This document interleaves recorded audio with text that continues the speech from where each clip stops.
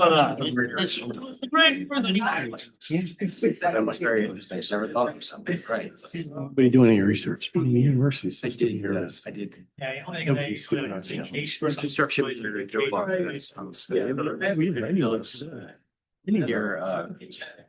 State's probably the most active program and. thinking to be on site. It died off. Yeah. Email, Facebook. State's program is gonna pull problems, those to these. It's like State acronyms. I don't know, if Ramaswamy gets elected governor, he's gonna close half the universities anyway. I don't know if those elected, I think he will. I don't know, things are just, It's gonna be, he's gonna. Yeah, and I Government. I went to Sheriff Brown's. They're looking at smokestacks. It's It's the stuff that. Letter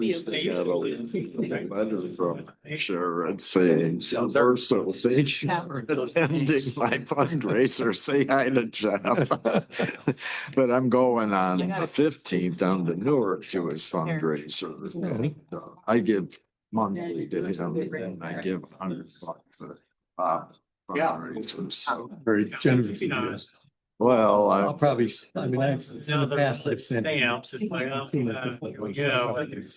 he has a chance to win. Yeah, I know he does. So when we look at powering studies. Sanded. Here's the 4 minutes. Okay. I don't know, maybe acting. Like. That is the end of our 4-minute break. So I'm gonna go ahead and introduce our penultimate presenter. You guys want to go ahead and take a seat? We have Joe Snyder's not here. We have Alex Corkum presenting, and it's going to be notes on the efficacy of UAS-based photogrammetry survey paired with traditional geophysical survey at historical, archaeological, and cemetery sites. So, and he's, by the way, Alex is with Terracon as is Joe. So I'm going to turn the mic over, and we should be good to go. Let me make sure everything good online. Okay, I just want to make sure the sound is on. Right. Everybody. So I am not Joe. This was actually meant to be a Joe presentation, but he is ill at the moment. So you'll have to bear with me. This is maybe the most Joe title to any presentation ever. It's a little complicated, but we're going to be talking about topographic data and how we can use it and how it's useful in direct comparison to geophysical data. So often when we're talking about comparative data sets, we're talking about comparative geophysical data sets. This is 3 different antennas over the same site showing grave-like compression. But it's actually, or grave-like anomaly, is not what we're talking about here. We're talking about elevation data. So we're just going to cover some groundwork. Typically derived from sources. We've got usually state collected LiDAR data, and photogrammetry, which is typically collected by you. Now we actually can collect LiDAR data for ourselves, but most of the LiDAR data that you're going to interact with is going to be from a state repository. When you are presenting your LiDAR data, or your elevation data, and you're viewing it, how you view it is very much a choice that you make. So when you're hill shading it, the top 2 are the OSIP 1 and the OSIP 3. Those are hill shaded. You're making a decision on light orientation. How are you casting light on the elevation data? And your vertical exaggeration, your Z-scale, how exaggerated is that elevation change? So when you're presenting that data, when you're looking at that data, those are choices that you make, and it's important to keep that in mind. But there's another way that we can view elevation data. Simple local relief, it's sort of a fancy way of saying high pass filter. And what we're doing here, we're taking the broad variability in the topography, we're removing it. All that we're keeping is the subtle topographic variability. And that allows us to see very subtle things and plot that elevation data much, much tighter. And it actually lets you plot it very similarly to how you would plot sort of traditional geophysical data. So bottom left, that is simple local relief. That is the same elevation data as on the top right. It's just plotted in a different way. But again, you're making a decision how your window size is for your high pass filter, and also how tight you're plotting that data. So these are choices that you make as the person who's then going to be using this data. We'll go too much further. You also need to cover some terminology, just so that everybody's on the same page. So digital surface models, DSM, you see that all the time. This is your ground, trees, buildings, literally everything the sensor can see. This is that data set. And it's great. It's also kind of noisy. You'll notice here that this is a data set from Connecticut, just processed by the state. Yeah, you can see the star fort there, but there's also quite a lot of other things there that are maybe not all that interesting to you. So typically when we're doing this for archaeology, we're looking at a digital terrain model, DTM. This is ground returns only. This is true for LiDAR data, not so much for grammetry. But again, if you're getting your data from the state, this is a weakest link problem. What is great for the whole state, it's not necessarily great for where your site is. Well, I highly recommend that you actually process your data for your specific site. You take their data and you process it yourself. Because what is free isn't necessarily always what's best. This is this exact same data set.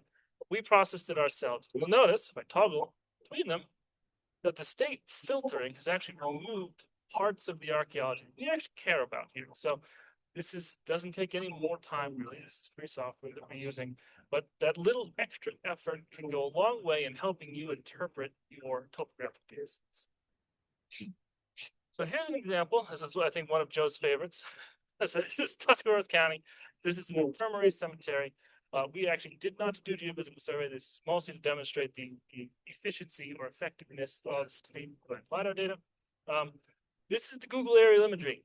Not terribly exciting, but take a look at the LiDAR data sitting from the comfort of our desk.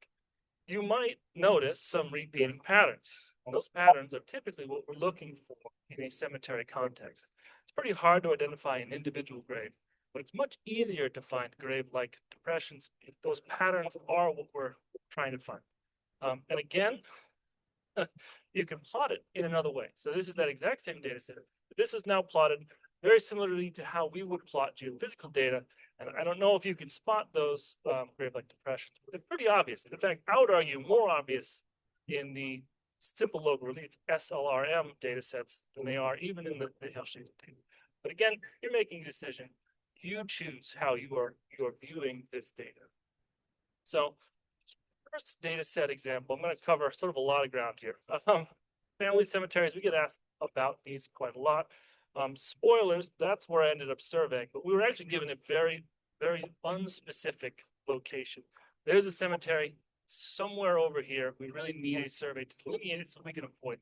Most of what we do for cemeteries is this exact request. We want to avoid this cemetery. We need to know how close we can get to it. So obviously this is where I surveyed, but we didn't have any idea really where on this landform this cemetery might actually be.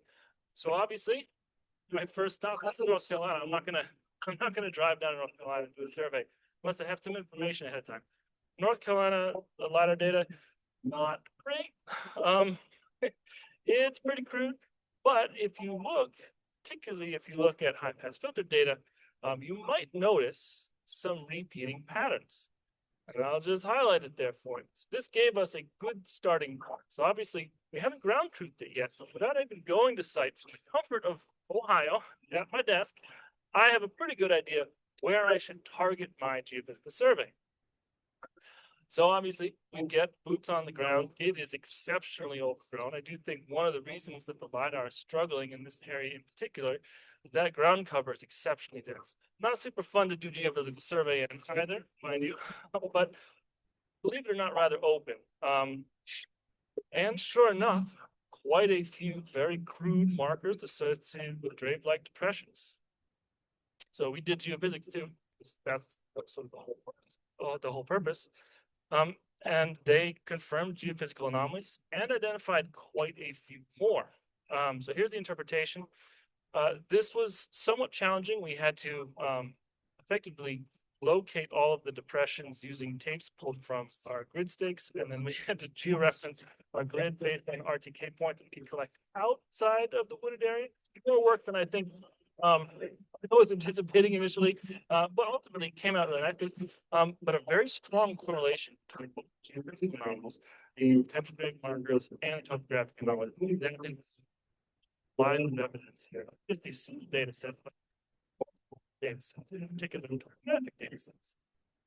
So here's another example. We've got restricted airspace. This is a problem, particularly if you want to look at LiDAR data. And in particular, this is a facility where they have intentionally downsampled all the area and all of the LiDAR. We've been at the survey 4 cemeteries there. This involved the use of our RTK GNSS and our eyeballs. So this is about as good as the aerial imagery gets. These are the 4 cemeteries there in that inset map. I'm mostly focused on this finger road cemetery in particular. Aerial imagery shows there's a firing range to the north. Not much else to see in the aerial imagery. So obviously we pulled the LiDAR data. Again, a bit disappointing. See not much. It's a little clearer than the surrounding area, but not a whole lot going on in the LiDAR data either. So we get boots on the ground, quite a few vernacular markers. So the issue with this is we went in blind. We don't know grade orientation, don't even know necessarily how many markers there might be. So this is nice. So we get to the ground, we can set up our grid based on the orientation of the markers. Also some pretty obvious grade-like depressions. So we were able to GPS all of those in with our precise GPS. But the star of the show in this case was actually the GPR. This is from the GPR data set. There were, I think, 30 or 40 markers out here, about 300 wave-like anomalies, and quite a few topographic anomalies as well. So the interpretation figure was quite busy. The anomalies table, quite extensive. But again, the purpose of this, the point of this is that it's not just the geophysics, it's not just the topography. It's the combination of these two that help us say more. Because ultimately, we care about metrics beyond simply how many there are. When you have lots of different lines of evidence for cemeteries in particular, you can start to say things about orientation, about spacing, clustering, more than just minimum number of individuals.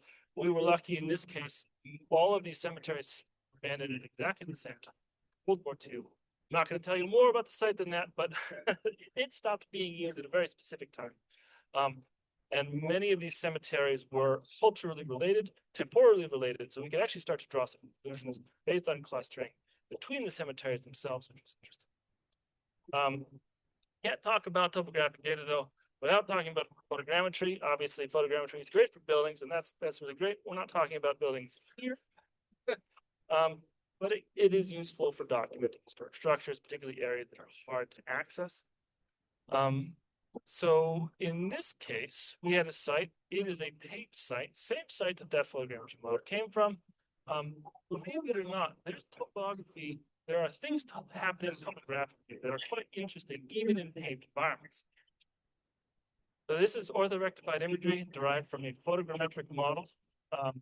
Top is the OSIP-3 imagery that you are all very likely familiar with.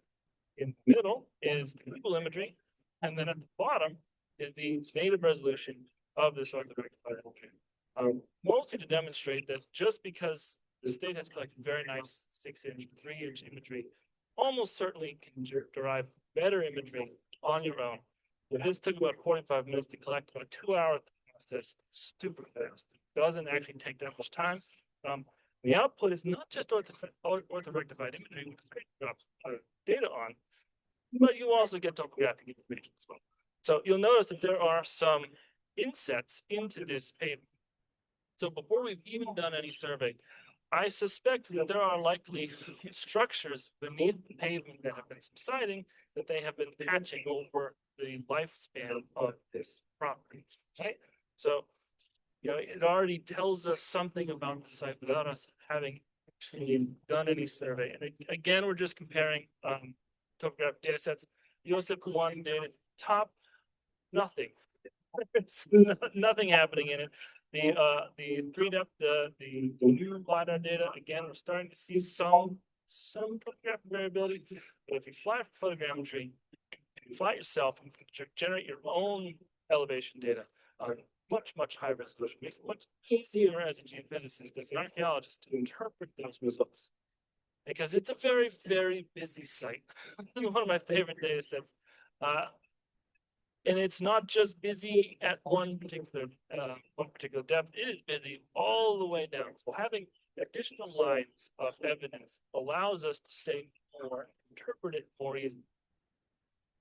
And again, here's our interpretation. We also did electromagnetic induction, so we split it out between the instrument types. Again, a very complicated site, and the interpretation is easier because of multiple data sets. So what about geophysics?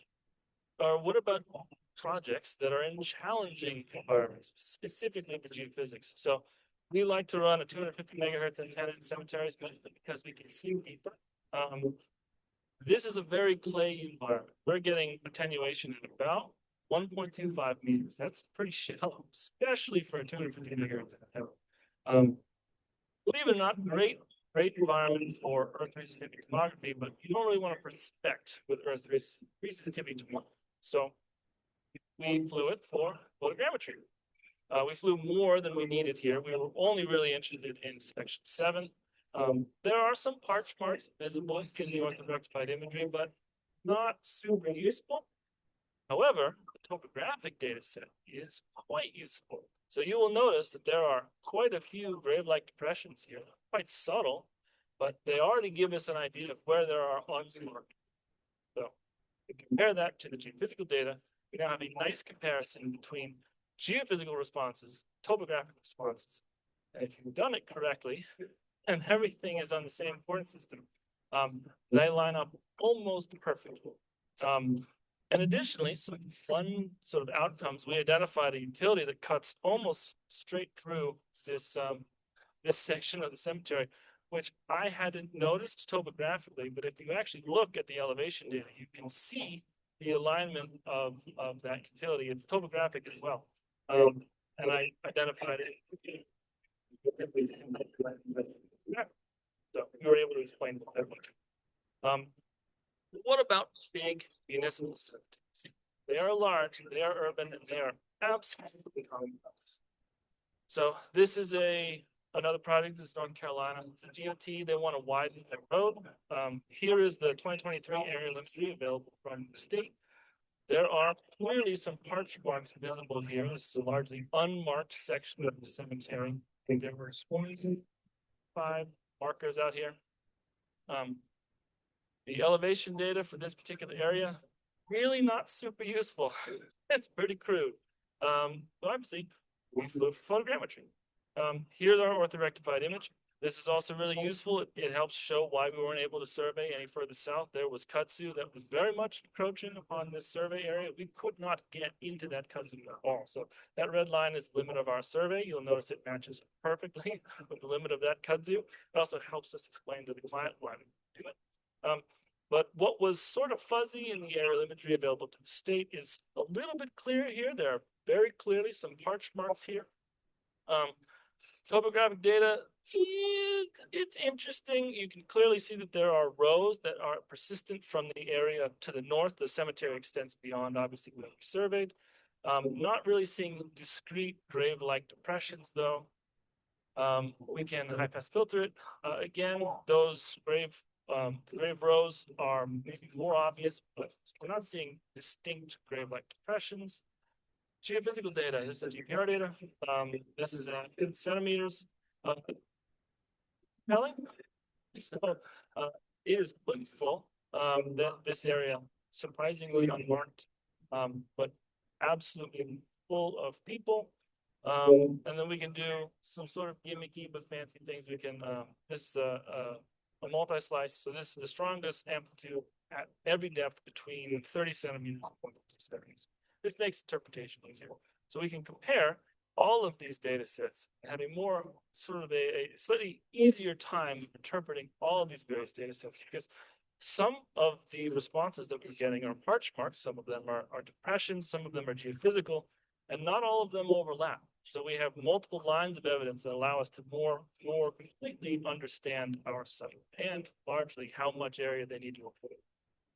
There's another pretty large municipal cemeteries, again, North Carolina. They really like widening their roads in North Carolina. We have too many people in North Carolina. So this is the 2023 aerial imagery. Obviously, it's pretty good. You'll notice, top right, there is a potter's field there that is largely unmarked, but there are some very faint, kind of hard to see, parch marks in that region. They are not super clear though, so obviously for this photogrammetry, I've helpfully, apparently, circled that area. Pulled the LiDAR data. Well, fun surprises there is. I don't know what that is. Someone has decided that they wanted to mix data sets, I suspect, or they didn't collect data for this region. Pretty much unusable, just like the other North Carolina data set. I wouldn't rely on North Carolina LiDAR if I were doing commercial work there. It's pretty lousy. So we flew it for photogrammetry. What was a little bit fuzzy in the state provided aerial imagery is now quite a bit more clear in our orthorectified imagery. So you'll notice that there are, again, patterning. What we're looking for in particularly in Potter's field is patterning. So this orthorectified imagery is very nice. Topographic data is actually, I think, even nicer than this. These are very clearly depressions. They are being affected by mowing, so they're sort of zigzagged, I suspect, because the mower goes out in one direction, comes back, and been doing that for the last 50 years. But if we high pass filter it, they become, I think, even more obvious. We have a clear limit of that sort of pattern. And then obviously, we also did geophysics. They are very much in the geophysical data. If you look, you can see them. You can see nice little rectilinear sort of quiet spots. Those are actually like cuts. They're there. If I didn't have that second data set, particularly the topographic data set, making an interpretation of this would be significantly harder. So here is our interpretation of where there are graves and the Potter's field and the limits of the Potter's field based on not just the geophysics, but also the topographic data sets. And I went maybe too fast. I took some slides out in the fear that I was going to be talking too long. And I think I went too fast. But I guess, are there any questions? You deal with this sort of data all the time. Want to talk to me about how to process data? I am more than happy to share. It's not hard. We can all do it. It is, yes. So, what, do you understand or how do you differentiate when graves are actually like on top? Those look like all single graves, but what do you use to differentiate? Okay, there's a grave that's been dug on top of another grave, or what do you use GPR to find stacked grave? Yeah. So what I was showing you were all slices. Slices are only really part of the conversation. So when we I'm not just looking at the slices, I'm also looking at stacked graves. I will say stacked graves are quite challenging because the grave is typically attenuating some of that energy. So what gets through it is going to be a percentage of what was at the top of it. But yeah, so every time that we do a cemetery survey, it's not just the slices. Although the slices certainly do help with a number of people. We have to go through them and look at each one. The big municipal cemetery, like house, it's a lot of work. Or I think 1,200 individual radiograms. But yeah, either the combination of things. I also collected EM and a number of these. I only showed you the radar because it's sexy. But we often are looking at as many data sets as possible. So the one image you showed of the pavement parking lot, whatever that was, and then the looks like those may have been buildings there. Yes. Isn't there any documentation that you got beforehand that says? Yes, so this is Soar Hotel, and we have all the sandbars. We also have aerial imagery. So I actually had a pretty good idea of how many buildings there were going to be before we even went out.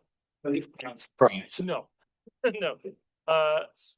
There were some surprises that little. So we actually ground truth some of these. There's a see my mouse right there. Buildings going through there. Yes, that's a little brick line enclosure with utility that runs into it. That was a shock to me. There's nothing on any of the sandboards, nothing on any of the aerials. I don't know if it was only subsurface. It certainly is currently only subsurface.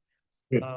But it also, I'm not showing you the EM data, very distinct electromagnetic induction data set. It is very magnetic because it is a brick. All right, thank you.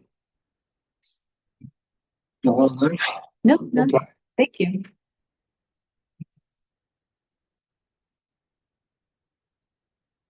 So you can never have too much data. Okay, unless you're collecting it yourself. All right. And up last today, we have, last but not least, Wes Clark, 14 years of public archaeology exploring one of Ohio's earliest potteries. So let me get this up.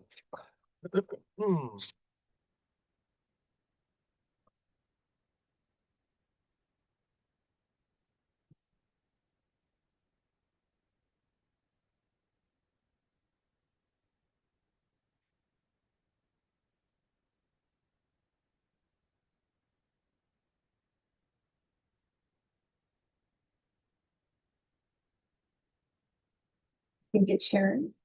Should be.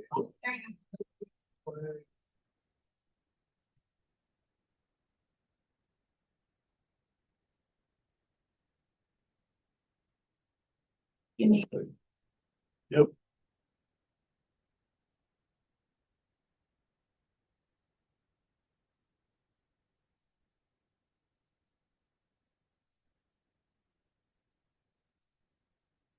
Thank you. Alexander, that's a tough act to follow. I'll try to do my best here, but and I think, Chris, we're down to the hardcore audience, aren't we, by now? That's all right. Appreciate, again, I just want to say one more time, really appreciate all the folks that took time, made the effort to put together the presentations on historical archaeology today, projects, and apologies to those of you who hoped you might hear about some prehistoric subjects too, but we kind of took over today, I guess. Okay, beginning in 2013, a program of excavation was initiated on the grounds of the Castle Museum, along with documentary research to investigate the Nathaniel Clark family pottery, established in Marietta, Ohio in 1808, and thus ranking among Ohio's first potteries. I hit the wrong button. Just the right arrow should do it. Have to click on the screen. Screen thing. Advance. Oh, maybe.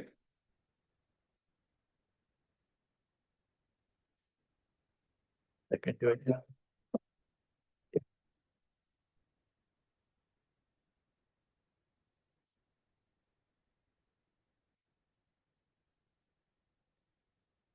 We go. Thank you. The castle is a National Registered property and an outstanding example of Gothic Revival architecture, built circa 1855 and occupied as one of Marietta's grand Victorian residences until the mid-1970s, at which time a long-term project of restoration began that culminated in the facility's endowment as a permanent cultural and historical resource center. While the castle operates as a so-called house museum with tours of the architectural complex, the museum also provides a wide range of additional programming throughout the year, including food history dinners, walking tours of nearby cemeteries and prehistoric mounds, music concerts, art historical lectures, and an annual tour of homes, among other events. Prior to the mid-19th century construction of the Gothic Revival residence, the castle property was occupied by potter Nathaniel Clark and his family, who made ceramic products at this location through the first half of the 19th century. It is the remains of the Clark pottery that dominate the site content and are the focus of our archaeological work at the castle. During initial test excavations, we were surprised to discover that the earlier 19th century remains of the Clark pottery, are well preserved just centimeters below ground surface, despite intensive post-pottery construction on the property. Both the archaeology and our research on early regional potteries indicate that the Clark operation is in most respects a typical representation of these craft enterprises, providing a view into the beginning of a clay industry that became a major element in Ohio's economy and the leading source of ceramic products in the U.S. by the beginning of the 20th century. Even though the first potters in the Northwest Territory were located in or close to Marietta, and the wider Upper Ohio River Valley included significant pottery production localities, almost no systematic research has occurred for the area of southeastern Ohio outside of the investigations in Muskingum County by the late James Murphy, augmented by James Morton and Jeff Carskadden.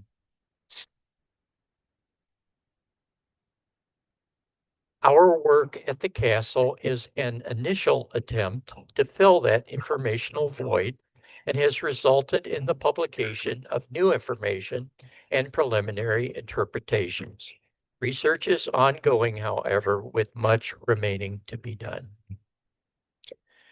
Work at the Clark site has been accomplished largely with 2 annual field camps for middle school aged students, plus high school and adult ages.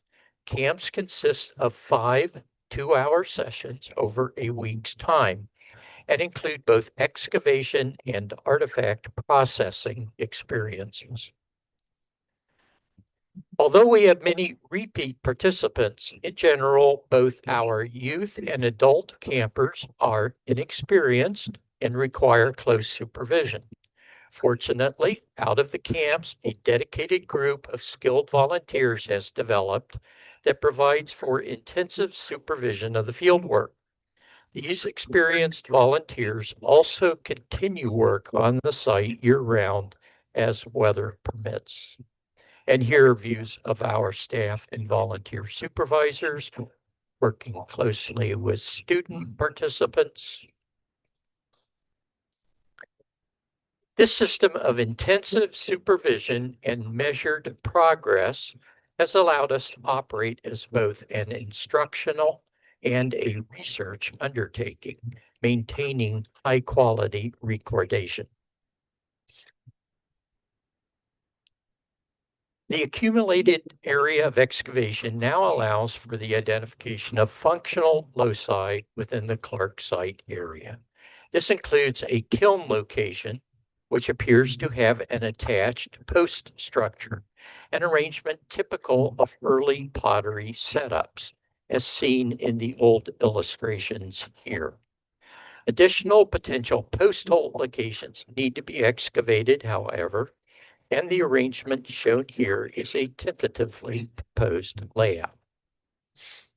For example, an alternative would be to move the southeastern corner to a smaller post, which makes the proposed structural outline much more symmetrical. And here are some of our field camp groups, including the high school and adult groups.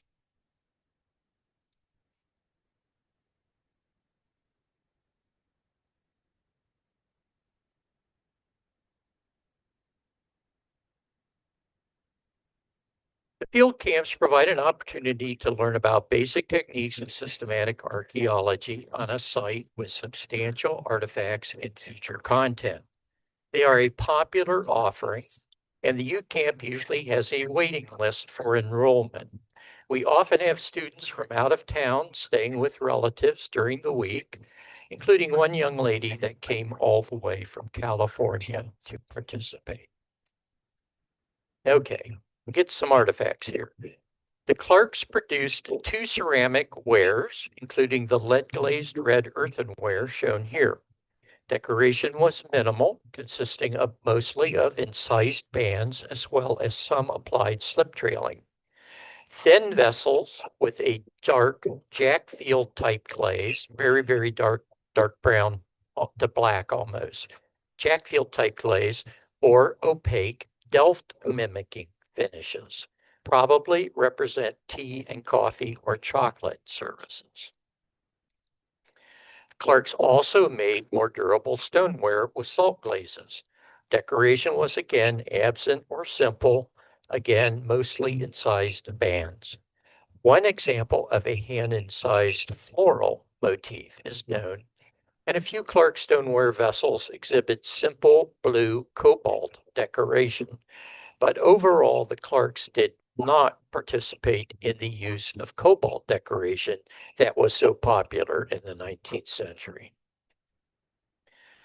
After making pottery in Marietta for over 40 years, the Clarks moved downriver to Parkersburg, Virginia, which later was West Virginia, where they operated another pottery for almost 25 years. Surviving complete Clark vessels are rare, particularly from the Marietta operation, but document the use of simple impressed maker's marks for both Parkersburg and Marietta products. Application of the Marietta maker's mark appears to have been quite limited, but we have recovered a few examples from the archaeological deposits.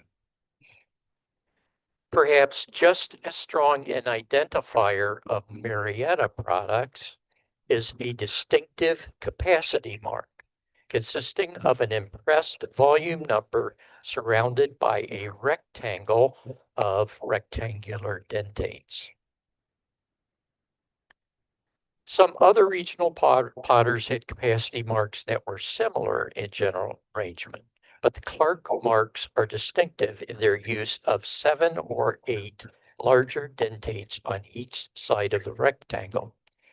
Also particular to Clark vessels is the use of the Roman numeral form for the number 1.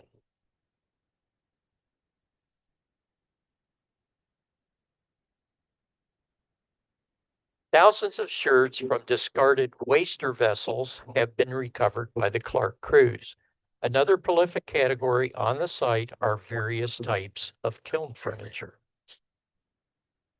Kiln furniture was used to stack and stabilize greenware vessels in the kiln prior to firing and to separate vessels and lids so that they would not fuse together. In the earlier 19th century, these separators were hand-shaped to fit spaces as needed, with a coating of sand applied to the soft clay forms. It is not uncommon to see traces of these separators on the surfaces where they were in contact during firing. While most kiln furniture is large and roughly formed, we also find thumbnail-sized props or wedges like these, apparently used to separate thin fine wares and plates or platters. Refined ceramics used in the Clark household are also present on the site. These were mostly produced in England and display decorative motifs typical for the period, including transfer prints and applied multicolor floral decoration and colored shell etching. And of course, we find a variety of other artifact types from both the Clark household and the pottery. Discarded animal bone is also present on the site. We even recovered a Russian MiG fighter jet from the surface soils, which is an item sold in Kresge stores in the 1970s for 96 cents.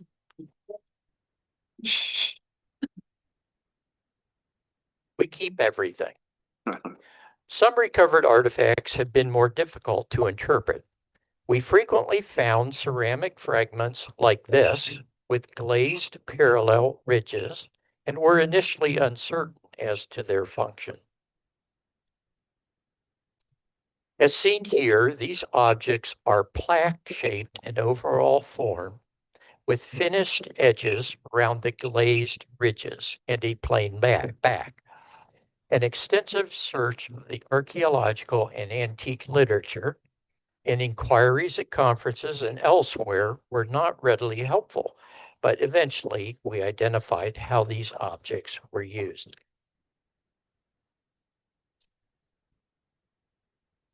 Which was. Here's our largest cross-minted specimen to date. And does anybody know or have an idea of what these are? Any ideas? Blackboards. Yeah. Riddle? Washboard. Yes, washboard inserts. And when we first started trying to figure this artifact out, I went to some people who know a lot about this stuff, and I suggested, could these be washboard inserts? Absolutely not. They never made pottery washboard inserts. Well, they did. Ceramic inserts like these are an unusual product, and from my research so far, I've only found a few potteries that ever made these. And we don't have a good explanation yet as to why the Clarks in Marietta made a bunch of these, but they did.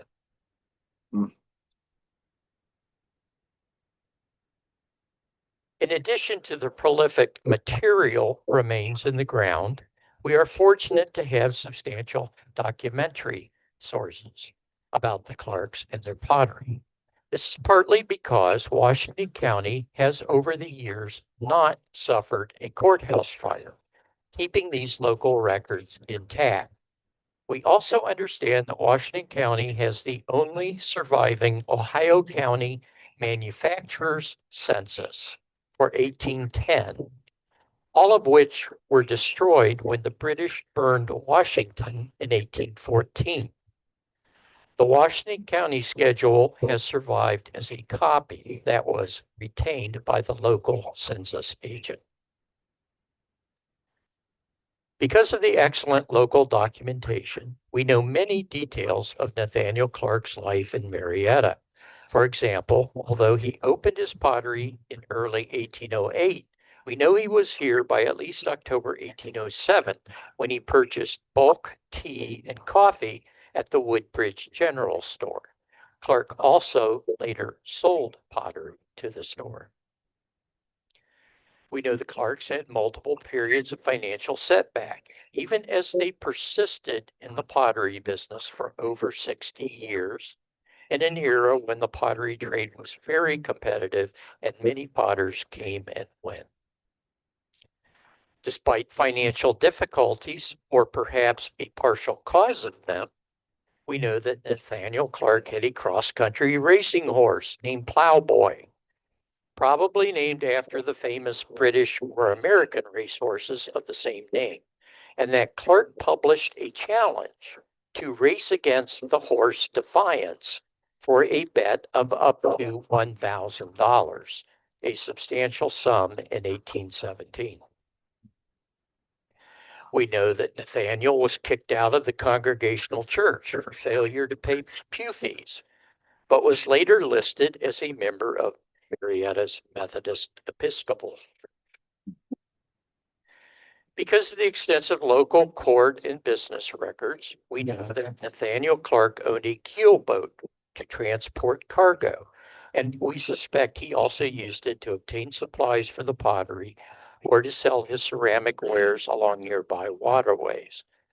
We know that merchant Dudley Woodbridge hired Nathaniel and his keel boat in December 1807 at $2.50 per day to fetch merchandise from Wheeling, and that in 1824, Clark was suing two men who had not paid rental fees for use of the boat.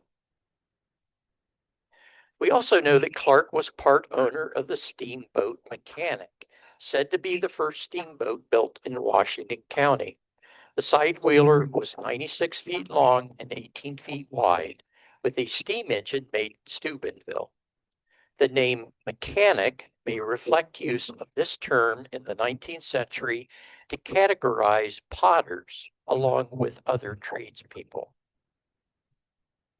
Unfortunately, the Mechanic sank less than 2 years later, in May 1825, while transporting the Marquis de Lafayette on his farewell tour of the United States.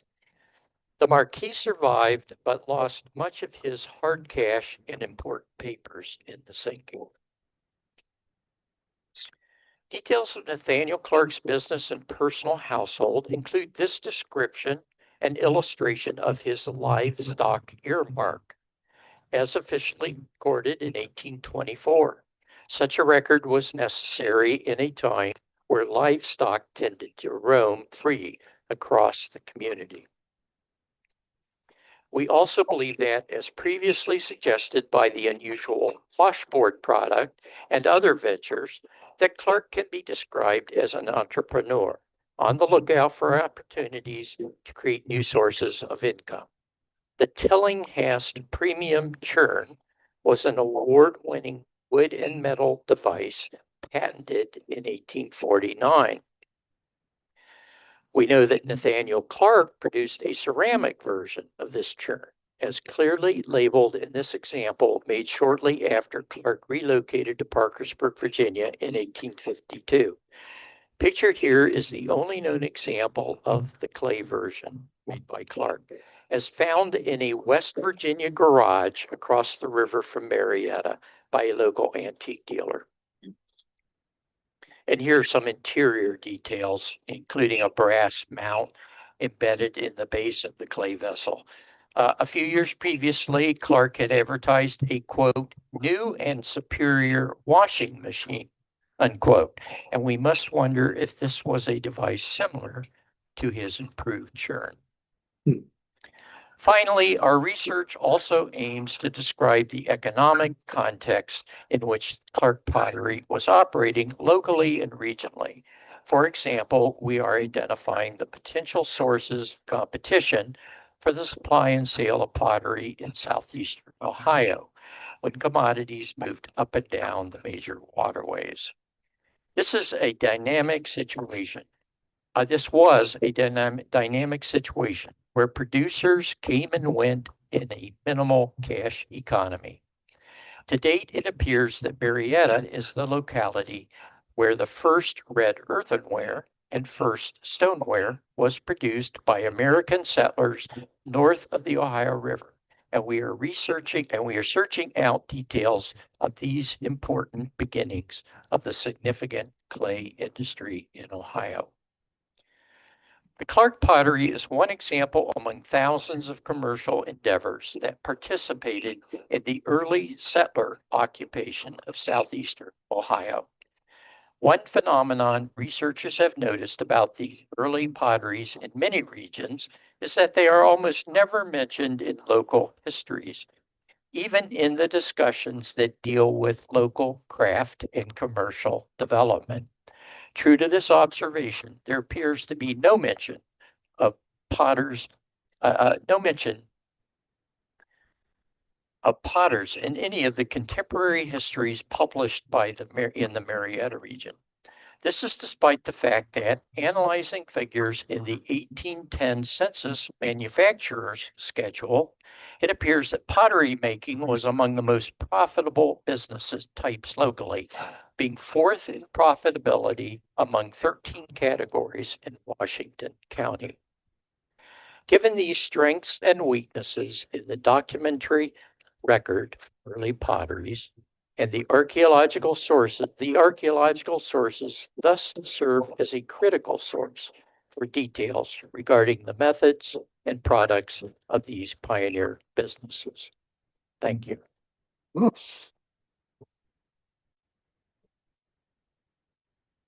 It's been received very well.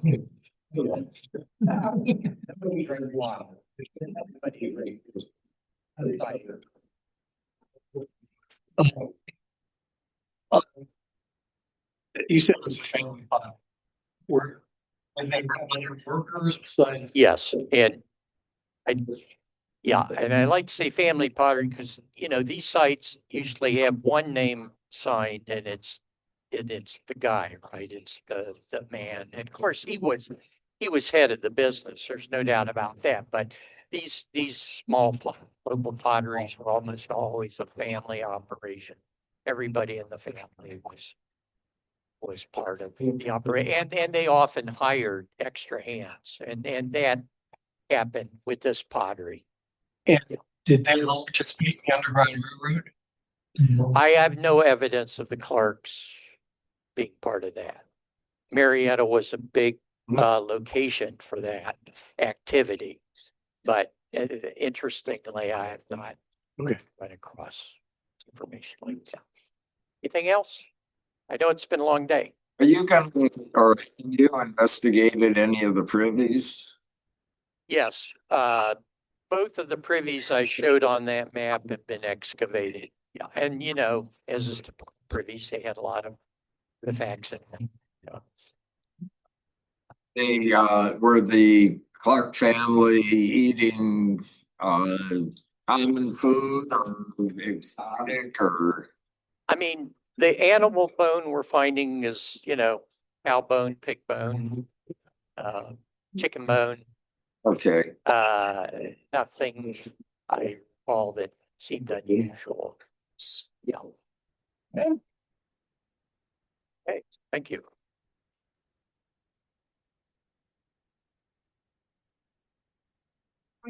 Online. That was great. Okay, thanks, Wes. That was awesome. Well, that was our last presentation of the afternoon. Finished 10 minutes early, amazingly. I don't know how that happened. So we're gonna go ahead and call it a day. Thanks everybody for coming. It was great. Thanks for attending. Thanks to Wes for putting this together, and thanks to Beth for getting the first speaker of the day. Great job, everybody. Thank you so much. The next meeting will be tentatively October 30th. thank you. There's a lot of comments. Oh.